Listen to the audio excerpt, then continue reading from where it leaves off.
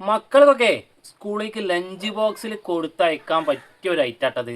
എല്ലാവർക്കും ഇഷ്ടപ്പെടും, അടിപൊളിയാണ്. പിന്നെ പെട്ടെന്ന് ഉണ്ടാക്കും ചെയ്യാം. കാരണം ഈ റൈസൊക്കെ നമ്മൾ വേവിച്ചിട്ട് ഫ്രിഡ്ജിൽ എടുത്ത് വെച്ചാൽ മതി. എന്നിട്ട് അതിന് കുറേശ്ശെ എടുത്തിട്ട് ഇങ്ങനെ റൈസ്, ഈ റൈസ് തന്നെ പല രീതിയിലാക്കി മാറ്റട്ടാ. ഇതിൽ എഗ്ഗ് ചേർക്കുക വേണമെന്നുണ്ടെങ്കിൽ, വെജിറ്റബിൾ ചേർക്കുക, അങ്ങനെ പല രീതിയിലാക്കി എടുക്കുക. പിന്നെ ഫ്രൈഡ് റൈസ് ഉണ്ടാക്കാനും പെട്ടെന്ന് ഉണ്ടാക്കിയെടുക്കുക. നമ്മൾ ഈ റൈസ് കുറച്ച് വേവിച്ച് വെച്ചിട്ടുണ്ടെങ്കിൽ. അപ്പോൾ അതെങ്ങനെ ഉണ്ടാക്കാന്നുള്ളത് വിശദമായിട്ട് കാണാം. ഒരു ഉരുളി അടുപ്പത്ത് വെച്ചിട്ട് അത് ചൂടായിട്ട് വരുമ്പോഴേക്ക് വെളിച്ചെണ്ണ ഒഴിച്ചു കൊടുക്കുക. ആ വെളിച്ചെണ്ണയ്ക്ക് ഒരു അല്പം നെയ്യും കൂടെ ഒഴിച്ചു കൊടുത്താൽ നല്ല ടേസ്റ്റ് ഉണ്ടാവും കേട്ടോ ഈ റൈസിന്. അപ്പോൾ അതിലേക്ക് ഓൾ സ്പൈസസ് ഇട്ട് കൊടുക്കുക. പിന്നെ ചെറിയ ജീരകം, പെരിഞ്ജീരകം എല്ലാം കൂടെ ഒരു അല്പമായിട്ട് ചേർത്ത് കൊടുക്കുക. അതിലേക്ക് നമ്മൾ വെള്ളത്തിലിട്ട് വെച്ച് പിഴിഞ്ഞെടുത്ത സോയാബീൻ കട്ട് ചെയ്തിട്ട് ഇട്ട് കൊടുത്തിട്ട് ആ എണ്ണയിലും നെയ്യിലും കൂടി ആ സ്പൈസസിലെല്ലാം കൂടെ ഇട്ട് ഒന്നും കണ്ട് ഫ്രൈ ആക്കി എടുക്കുക. അതിലേക്ക് അല്പം ഇഞ്ചി വെളുത്തുള്ളിയും കൂടെ ചേർത്ത് കൊടുക്കുക. ഇഞ്ചി വെളുത്തുള്ളി പേസ്റ്റ് ഇട്ടാൽ എന്നിട്ട് അതും കൂടെ ഒന്ന് മൂപ്പിച്ചെടുത്തതിന് ശേഷം ഉപ്പ് ചേർത്ത് കൊടുക്കുക. ഒരല്പം മുളക് പൊടി ചേർത്ത് കൊടുക്കുക, അല്പം മഞ്ഞൾപ്പൊടി ചേർത്ത് കൊടുക്കുക.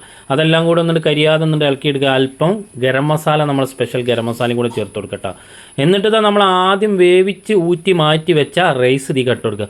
ഇത് ബസ്മതി വൈറ്റ് സെല്ല റൈസാണ് കേട്ടോ. പാകത്തിന് ഉപ്പൊക്കെ ഇട്ടിട്ട് നല്ല അടിപൊളിയായിട്ട് വേവിച്ചെടുത്താണ്. എന്നിട്ട് അതിൻ്റെ മേലെ കൂടി ഒരല്പം കുരുമുളക് പൊടി, അല്പം ടൊമാറ്റോ സോസ് എല്ലാം കൂടെ ഒഴിച്ചിട്ട് അത് മൊത്തത്തിൽ നല്ല രീതിയിൽ ഇങ്ങോട്ട് ഇളക്കി മറിച്ചതിന് ശേഷം അവസാനം അതിൻ്റെ മേലെ കൂടി ഒരല്പം മല്ലിയിലും പുതിനയിലും കൂടി അങ്ങോട്ട് വാരി വെതറുക.